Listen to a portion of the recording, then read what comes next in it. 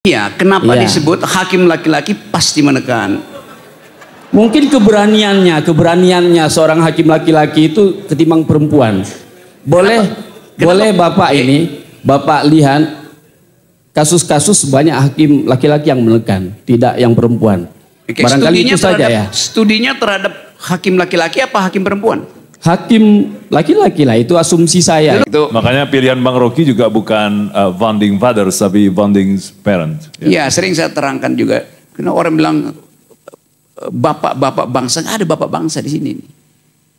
Orang nggak ngerti bahwa pendiri bangsa ini minimal ada 3 perempuan di situ yang pinter, tapi nggak pernah disebutin.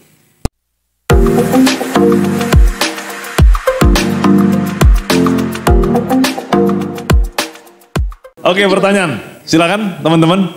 Ayo yang di depan. Nanti Ibu ya setelah ini. Tampung 2. Mana lagi tadi? Oh ya ini 3. Oke, silakan. Assalamualaikum warahmatullahi wabarakatuh. Selamat malam Bung Rocky. Ya. Saya sebenarnya kurang begitu banyak menyimak Anda itu di YouTube. Bahkan hari ini juga saya berdiri di sini, yang saudara sampaikan itu saya hampir tidak mengerti. Betul tidak mengerti karena mungkin saya bodoh. Itu.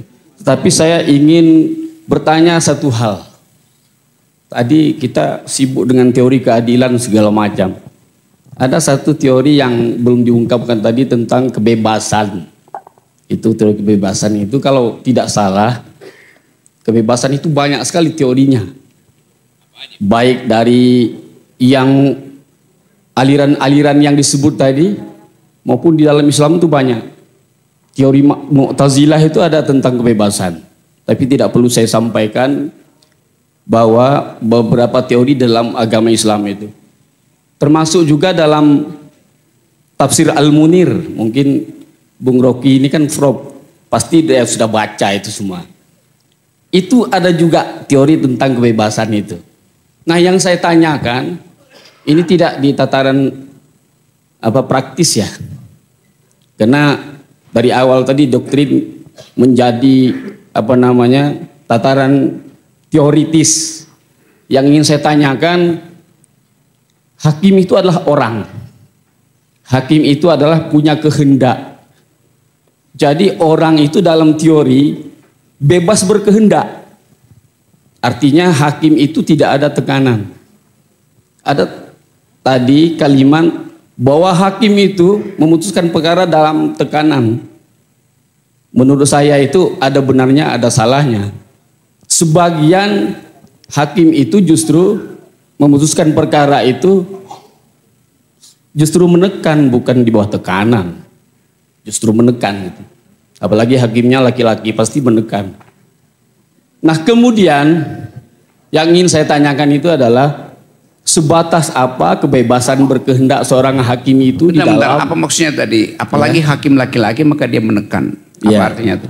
Ya itu boleh disimpulkan sendiri lah itu. Enggak, kesimpulan Anda sendiri apa? Artinya hakim itu bebas berkehendak. Bukan, kalau laki-laki dia pasti menekan. Iya. Apa maksudnya? Ya, kalau itu mungkin yang lain ya, silakan. Bukan, saya mau dengar apa maksudnya itu. Maksudnya ya. Banyak putusan-putusan itu justru menekan di situ. Iya, kenapa disebut hakim laki-laki pasti menekan? Mungkin keberaniannya seorang hakim laki-laki itu ketimbang perempuan. Boleh Bapak ini, Bapak lihat kasus-kasus banyak hakim laki-laki yang menekan, tidak yang perempuan. Oke, barangkali itu saja ya. Studinya terhadap hakim laki-laki apa hakim perempuan? Hakim laki-laki lah, itu asumsi saya. Lalu bagaimana Anda tiba pada kesimpulan hakim laki-laki menekan, hakim perempuan tidak? Anda hanya studi hakim laki-laki. Itu hanya berasumsi, asumsi yang banyak gitu ya. Asumsi. Iya, tapi saya ini hanya ingin bertanya dengan Bung Rocky sebagai prof gitu ya. Kebebasan sebatas mana kebebasan hakim itu di dalam berkehendak membuat sebuah putusan di dalam pertimbangannya barangkali ya. Ini mungkin kami meminta diberikan ilmu lah. Karena kami ini hakim-hakim yang baru nih. Oke. Nah, barangkali itu Pak Prof ya. Terima kasih. Assalamualaikum warahmatullahi wabarakatuh. Terima kasih Pak. Oke, silakan Ibu. Lanjut. Terima kasih Bapak. Tadi tentang restoratif justice sudah terjawab. Kemudian yang selanjutnya bahwa hakim itu memproduk putusan atau mengeluarkan putusan itu tidak boleh ada tekanan. Baik itu tekanan ekonomi atau gaya hidup dalam tanda kutip gitu. Kalau dalam konsep yang digaungkan oleh Amerika itu kan stick and carrot ya Pak. Kemudian apakah kemudian dalam tahap selanjutnya ada pergeseran paradigma antara wants dan need itu. Apakah sesuatu yang dianggap mewah tadinya gitu, tidak mewah, mewah tadinya sekarang menjadi tidak mewah. Terjadi pergeseran paradigma yang kemudian walaupun di sisi lain ada teori interaksionisme simbolik bahwa sudah ada simbol-simbol tertentu bahwa di dalam mengatakan sesuatu itu mewah itu sudah ada simbolnya. Nah kemudian apakah yang saya tanyakan apakah teori, apakah konsep stick and carrot ini, ya walaupun kalau saya sebagai hakim kemudian dikasih carrot lebih banyak itu lebih bahagia saya ya Bapak. Kemudian apakah ini masih relevan, cukup relevan untuk diberlakukan sekarang berdasarkan asas utilitarianisme ini. Terima kasih Bapak. Oke, ini keren ini pertanyaan. Mudah-mudahan jawaban atas pertanyaan ini quotation-nya bagus ini dari Pak Rocky ya. Sama seperti waktu pas di acara IKI kemarin. Silakan. Yes. Oh masih ada. Oke. Oh Ibu, ayo. Boleh Ibu. Apa-apa. Oke.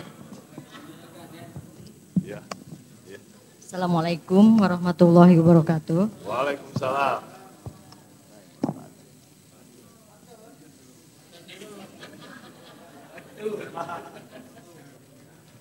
Baiklah, sebelum bertanya,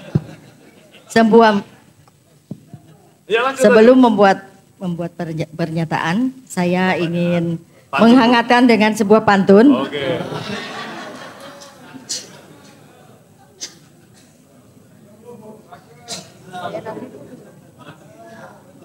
Di Indonesia menggunakan hukum positif disesuaikan dengan kebiasaan masyarakat. Ya. Dengan disediakannya kelas inspiratif, Bung Rocky memotivasi para hakim menggunakan akal sehat. Makasih Bu, lanjut. Pertanyaan. Pertanyaannya atau pernyataan mungkin dalam kaitannya dengan substansi hukum yang dikemukakan oleh Gustav Rauds, yaitu mengenai kemanfaatan hukum, kepastian hukum dan keadilan hukum. Kami hakim mempunyai hati nurani untuk berlaku secara mempertimbangkan hukum itu dengan menggunakan 3 substansi tadi. Namun kadang-kadang kami sering berbenturan dengan hukum positif yang ada, gitu ya. Misalnya kaitannya dengan pelaksanaan dalam melaksanakan Undang-Undang nomor 5 tahun 2019 ataupun Undang-Undang nomor 1 pasal 2 tentang pengesahan nikah atau tadi dengan dispensasi nikah. Kami suka berbenturan antara undang-undang, bukan karena kami berprinsip hakim itu bukan sekedar corong undang-undang.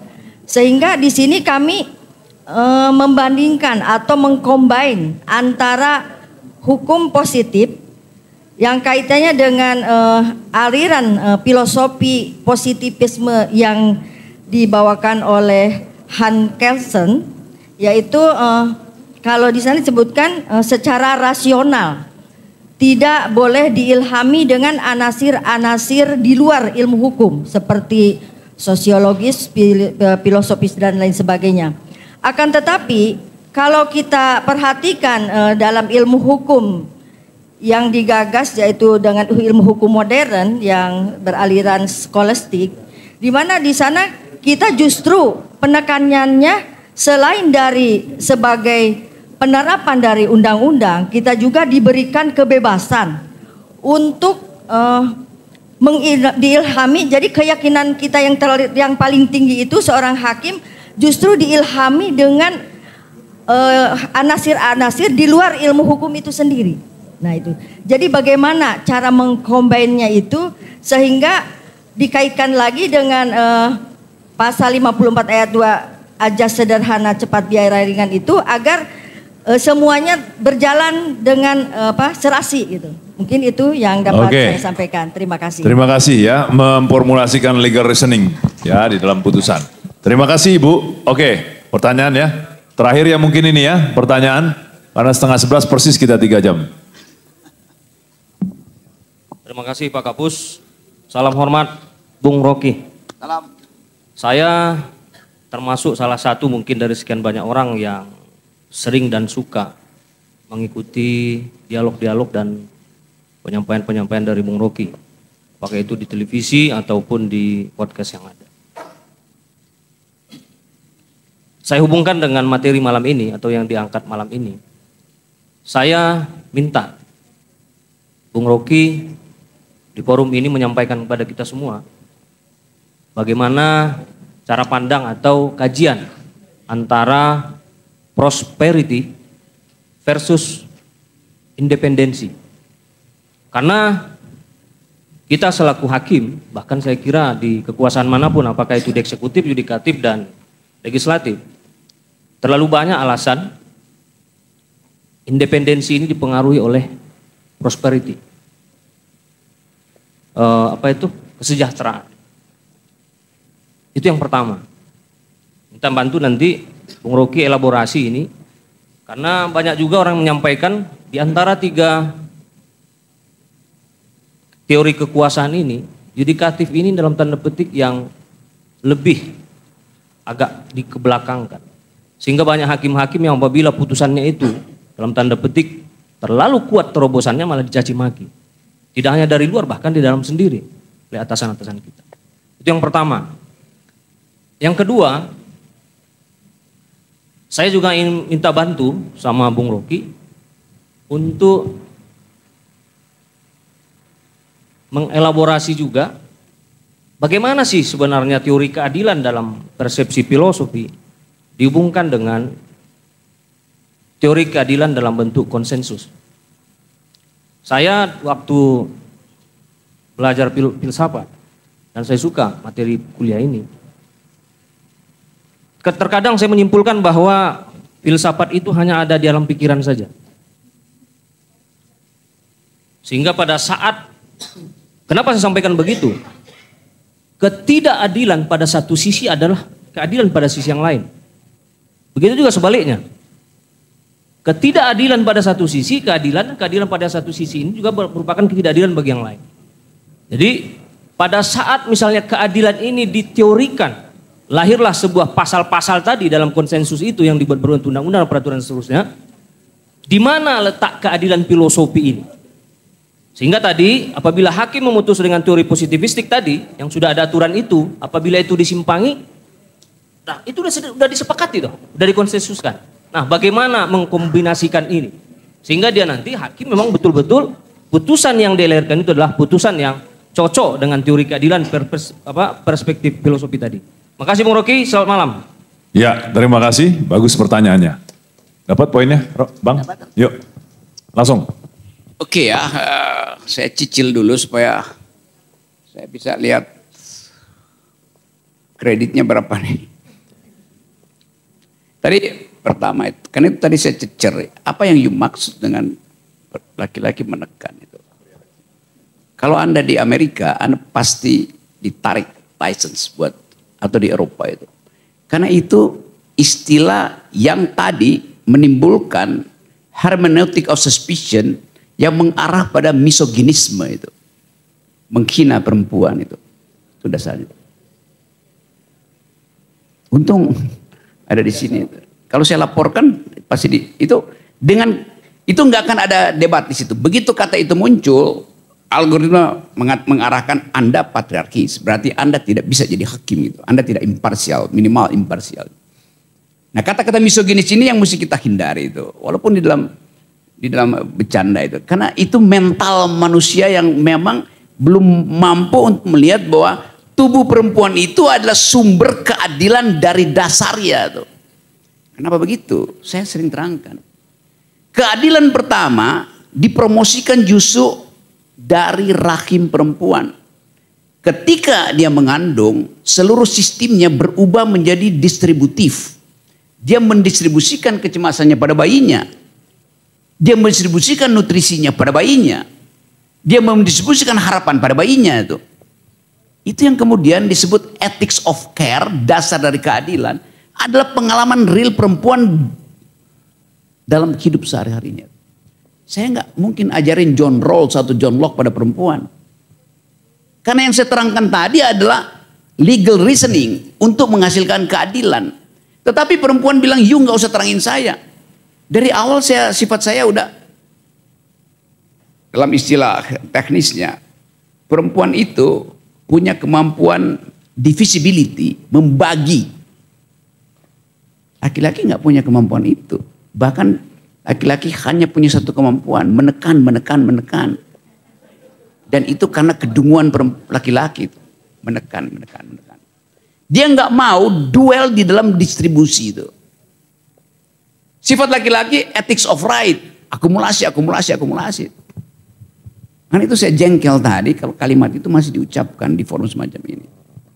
Artinya, you do not speak legal feminist point of view. Itu dasarnya itu. Okay. Itu makanya pilihan Bang Rocky juga bukan founding fathers tapi founding parents. Iya, sering saya terangkan juga. Karena orang bilang bapak-bapak bangsa, nggak ada bapak bangsa di sini. Orang nggak ngerti bahwa pendiri bangsa ini minimal ada 3 perempuan di situ yang pinter, tapi nggak pernah disebutin. Sama seperti Hipatia di dalam tradisi ilmu pengetahuan disingkirkan di abad ke-100 karena Hipatia perempuan nggak boleh berpikir matematis, perempuan nggak boleh bikin peta alam semesta tuh. Kan itu kan perempuan itu dibakar, dibunuh oleh pendeta-pendeta Kristen di awal abad pertama. Karena seolah-olah perempuan akan membuka teori alam semesta. Dianggap bahwa perempuan itu adalah sekunder, perempuan itu diciptakan dari rusuk Adam. Jadi Adam lebih utama daripada Siti Hawa. Kan begitu kan logikanya kan. Tapi coba kita uji misalnya tuh. Rusuk itu udah sempurna, ada mineral di situ. Ada vitamin, kuat. Nah, laki-laki diciptakan dari apa? Dari lumpur, becek. Lebih bersih mana perempuan apa laki-laki? Ya ada sinyal di situ udah menunjukkan itu banyak hal yang misoginis masih diumpankan pada kita karena feodalisme itu.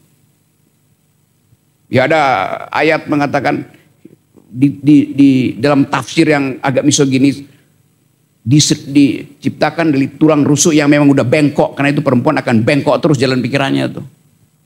Kan itu tafsir yang misoginis kan.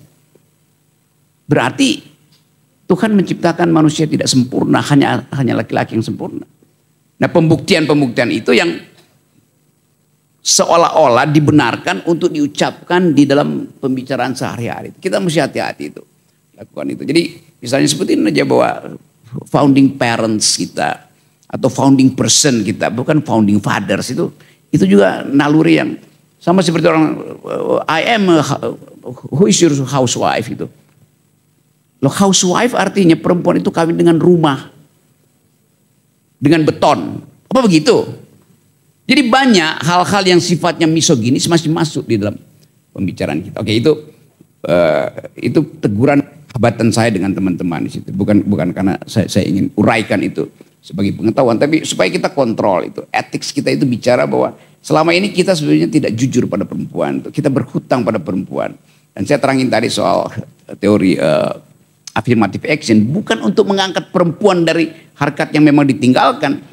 Tetapi supaya kita tahu bahwa kita berutang pada perempuan. Karena itu perempuan cuma minta kasih kami 30% affirmative action. Dia nggak minta 100%. Kalau 100% bangkrut laki-laki itu. Cuma minta 30%. DPR kasih iya nih 30%, fight sendiri. Bukan 30% itu pastikan dia jadi. Apalagi kalau sistemnya tertutup kemarin pemilu. Hilang 30% itu. Karena perempuan nggak mungkin masuk dalam sistem tertutup. Yang pasti ketua partainya akan bilang Anda perempuan nggak usah ikut. Kan itu dasarnya, itu yang bagian pertama. Yang kedua tadi soal tadi Mbak tadi soal apa tadi? Ya, stick and carrot. Oke, saya ngerti itu bahwa ada itu terhubung tadi dengan soal apa namanya independensi atau prosperity itu. Kan poin kita seolah-olah mengatakan either, kalau tidak dikasih stick maka dia tidak berhak untuk dapat carrot. Kan itu dasarnya kan. Tapi itu kan dialektik yang palsu sebetulnya. Hanya untuk menunjukkan bahwa seseorang harus diberi penalti atau harus diberi insentif supaya dia bisa menumbuhkan tadi saya sebut self respect-nya tuh. Sama seperti slogan di KPK, berani jujur itu hebat. Lalu orang puji-puji. Lo itu tagline yang bodoh, yang menghina. Berani jujur itu hebat. Apa hakim gak terhina? Anda baru disebut hebat kalau berani jujur. Dari awal Anda mendaftar sebagai hakim karena Anda ingin jujur. Ustadz pasti marah, pendeta pasti marah. Guru pasti marah tuh. Kenapa diubah begitu? Berani jujur itu hebat. Loh, memang jujur itu nggak perlu disebut hebat. Memang jujur itu watak dasar manusia. Adil itu watak dasar manusia. Berani adil itu masuk surga. Kan, jadi sistem kita berbahasa pun pakai model stick and carrot itu tuh. Karena kita nggak tumbuhkan sendiri keyakinan kita bahwa kita menumbuhkan etik itu bukan karena dipaksa. Sama seperti tadi. Nggak ada hubungan antara prosperity dan independensi. Kalau begitu dari awal, independensi artinya fungsi dari prosperity. I sama dengan fungsi dari P. Kan kacau pikiran itu kan. Jadi dari awal Anda masuk hakim karena Anda tahu prosperity fungsi dari independensi itu. Ngapain masuk hakim kalau begitu? Kan godaan itu datang ketika Anda udah ada di dalam ruang pengadilan. Begitu Anda tahu begitu, Anda mundur aja dong. Wong Anda ingin dari awal independensi, kenapa Anda digoda? Sama seperti KPK tuh. Dari awal dia tahu dia mendaftar untuk masa jabatan 4 tahun. Di tengah jalan dia minta 5 tahun, MK izinkan. Apa enggak dia menipu dirinya sendiri? Dari awal dia mendaftar 4 tahun kok. Dia tahu konsekuensinya 4 tahun. Kenapa dia minta 5 tahun? Mahkamah Konstitusi dalilnya apa? Untuk disetarakan dengan lembaga-lembaga yang 5 tahun. Loh, bukan itu poinnya. Waktu dia mendaftar dia ingin cuma 4 tahun. Itu dasarnya kan. Jadi pertimbangan-pertimbangan irasional itu yang saya tentang, teman-teman. Coba kita buka. MK sekarang lagi memproses permintaan uji judicial review tentang usia calon wakil presiden yang 40 tahun. Yang ajukan siapa? PSI. Kenapa? Karena PSI mau dukung Gibran jadi wakil presiden. Lalu diproses di situ tuh. Jadi perubahan hal yang normatif disebabkan karena permintaan subjektif. Bukan karena permintaan objektif. Kan kacau kan? Kenapa enggak hakim enggak sama-sama bikin petisi? Enggak bisa begitu dong. Sesuatu diubah untuk kepentingan publik, bukan untuk kepentingan seseorang. Kan begitu yang kita sebut hukum publik. Dan yang terjadi sekarang, ini republic without public. Enggak ada, yang disebut publik enggak ada. Kasak-kusuk di antara elit doang kan. Itu yang terjadi kan. Jadi hal semacam ini yang akan jadi pretext pada hakim untuk membuat keputusan. Waktu Anda buat keputusan, Anda lihat bahwa pretext Anda, background belief Anda itu dipengaruhi oleh keadaan politik pada akhirnya tuh. Lalu Anda berharap bahwa nanti pemerintahan berikut itu dia akan kasih prosperity. Karena prosperity maka independensi akan naik. Lo enggak, prosperity hak Anda. Independensi itu ada moral Anda. Enggak usah dihubungkan dalam bentuk tukar tambah kan. Enggak begitu kan. Karena itu saya usulkan gaji hakim itu dijadikan 30 kali lipat dari sekarang tuh. Karena itu hak keadilan dia. Dia memutuskan dalam kecemasan. Apa namanya itu? Harga kecemasan itu 30 kali lipat dari harga kecemasan seorang petugas pajak. Petugas pajak dengan mudah bilang, lu nggak bayar, gua tangkap besok. Gak ada moral di situ dia. Dan itu yang terjadi. Saya bayar pajak supaya ada keadilan. Tapi uang saya justru dikorupsi oleh petugas pajak kan. Petugas pajak harusnya mendistribusikan keadilan. Mesti begitu kan? Nah, hakim yang tugasnya tiap hari mendistribusikan keadilan justru digaji sekian persen dibandingkan petugas pajak kan itu. Enggak adil. Jadi kenapa saya nuntut supaya hakim itu digaji 30 lipat? Supaya ada keadilan di dalam prosperity, bukan untuk tukar tambah dengan independensi. Dari tepuk tangan dong ini. Jadi Bang Rocky udah dari awal udah mengusulkan bahwa hakim itu harusnya ditambahkan tunjangan jabatannya atau tunjangan kinerjanya itu 30 kali lebih besar dari petugas pajak. Ya gitu ya. Itu quotation. Makasih Bang. Yes. Ya, tambahin lagi Bang. Apalagi yang belum saya jawab. Okay. Masih ada soal lain ya? Ada soal lain tadi.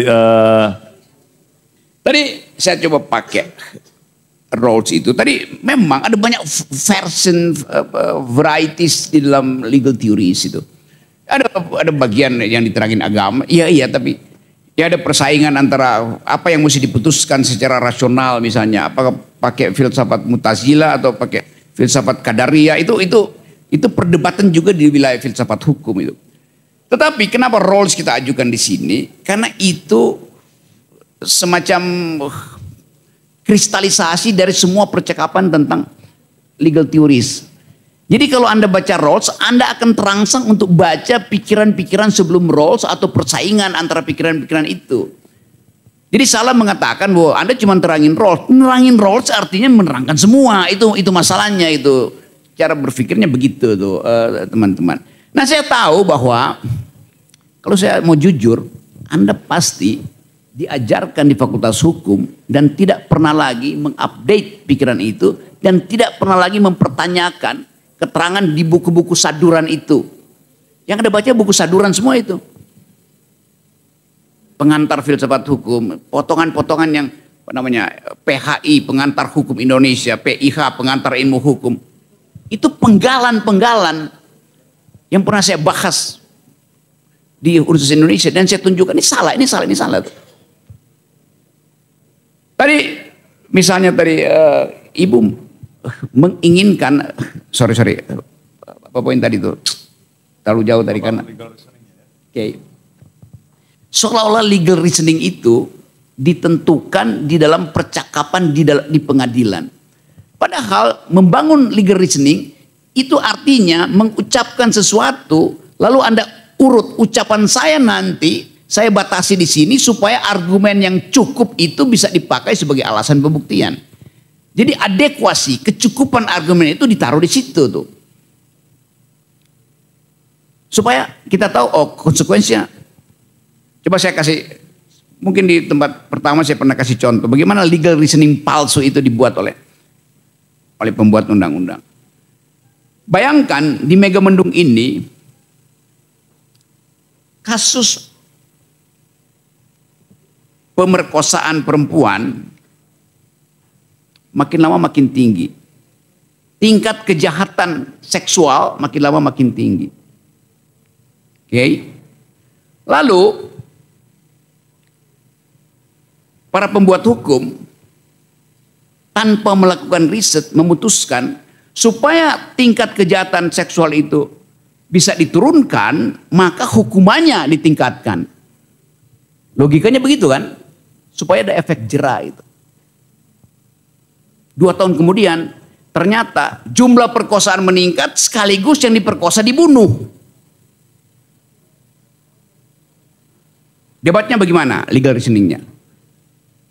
Memang si pemerkosa itu tidak beragama, tidak bermoral. Loh, kalau dia bermoral dan beragama, dia akan memperkosa. Bodoh betul legal reasoning itu kan. Anda mau kasih penalti, tetapi Anda tidak menghitung bahwa seorang pemerkosa dia juga makhluk ekonomi. Bagi dia, daripada dia dapat hukuman yang tinggi karena memperkosa, mending dia perkosa sekaligus dia bunuh. Itu kalkulasi rasional dari si pembuat kejahatan, si pemerkosa. Karena kalau dia nggak bunuh perempuan yang diperkosa, si perempuan bisa bersaksi terhadap dia. Right? Kalau dia bunuh, potensi itu berkurang, nggak ada saksi. Dapat nggak pikiran itu? Jadi jangan katakan bahwa dia nggak bermoral. Dari awal dia memang nggak bermoral. Yang dungu adalah pembuat undang-undang yang menganggap kalau hukumannya ditinggikan, maka orang akan jera.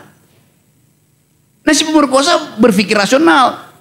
Oke, tingkatkan hukuman, sekaligus saya bunuh. Supaya potensi saya ditangkap hilang. Karena itu dasar legal reasoning, begitu cara berpikirnya tuh. Jadi banyak hukum yang dibuat dengan legal reasoning yang tidak berdasarkan pada reason justru tuh. Itu soalnya tuh. Saya mengajarin mata kuliah judulnya Economic Analysis of Law. Bagaimana hukum dimanfaatkan oleh pelaku kriminal yang berpikir sebagai seorang homo economicus. Benefit cost analysis.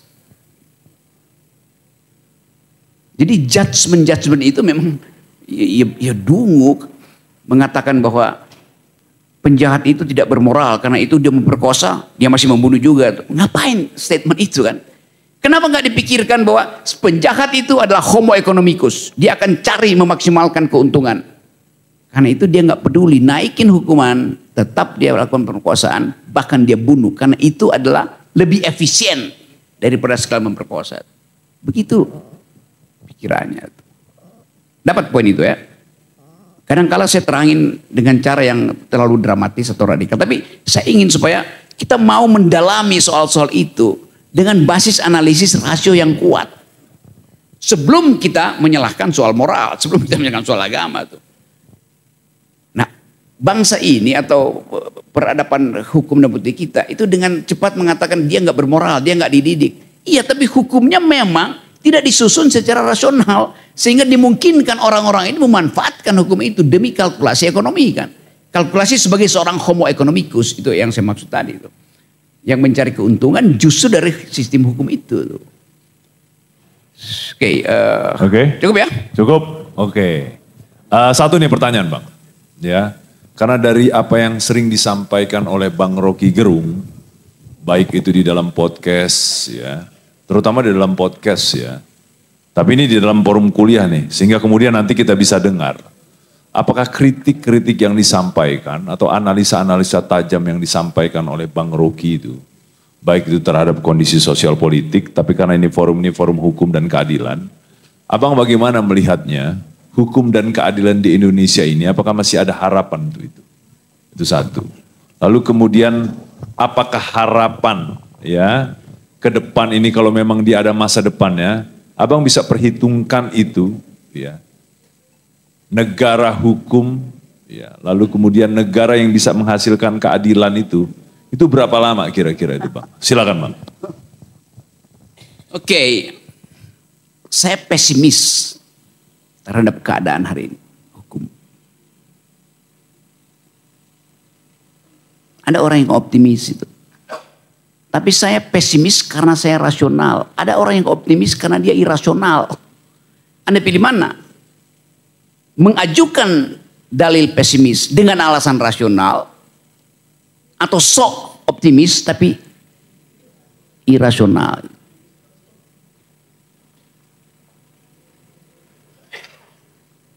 Kalau saya pesimis, dengan alasan rasional, saya tahu di mana memperbaiki itu. Jadi mending terima satu fakta bahwa bukan karena semua orang pesimis. Bagi saya kalau saya lihat tadi itu argumennya itu kemampuan kita untuk menghidupkan wacana perdebatan teoritis itu kurang sekali. Anda ucapin dari tadi, Anda berteori aja tuh. Kebanyakan teori segala macam tuh. Kasih yang konkret. Hukum itu bekerja di tingkat teori, tingkat rasional. Kasus itu hanya mungkin kita baca kalau ada perlengkapan teoritis yang kuat. Kayak tadi kata manfaat. Kita asal pakai kata manfaat.